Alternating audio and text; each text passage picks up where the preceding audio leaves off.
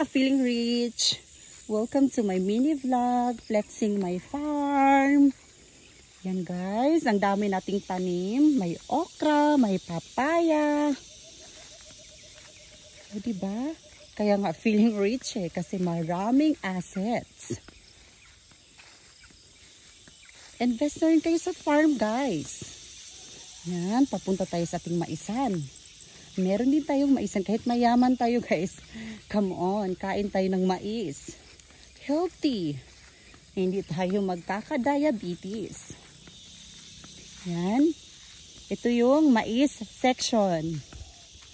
Yan, may mga bananas din tayo dyan guys. Diba? Ganda ng farm ko. Ayan. And then, may mga vegetables, gulay-gulay. Pampahaba ng buhay. Ayan. So, our next area is yung chicken area. I know you're excited. Kaya may net sa gilid-gilid para hindi makalabas yung mga chicken ko sa farm.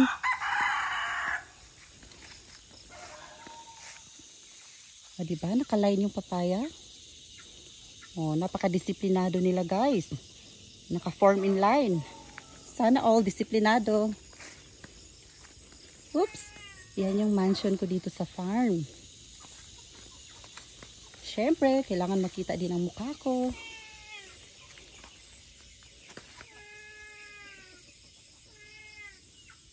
Yan. Everyone, I would like to introduce you our imported papaya bonsai. Ayan. Diba? Small but terrible. Yan. So, pupunta tayo ngayon sa ating chicken section. Yan, kung saan nakalagay yung mga manok natin. Ayan guys. O, Jiva. Yun, nag-aaway pa sila guys. O, nagla-love making pala. Ayan. O, diba? Oy, minus yung sako. Ba't hindi ito tinanggal ng aking mga katulong? Ayan. Papapasok tayo sa ating manok na yan, may gate. Tiriring, open the gate. Diba, kung may Siri, may Alexa, meron naman tayong voice command na tiriring. Yan, may duyan pa dyan guys. Pwede kang mag-relax while nag-i-imagine ka kung gaano ka ka-rich. Ayan. Bali, hinati namin itong area na to.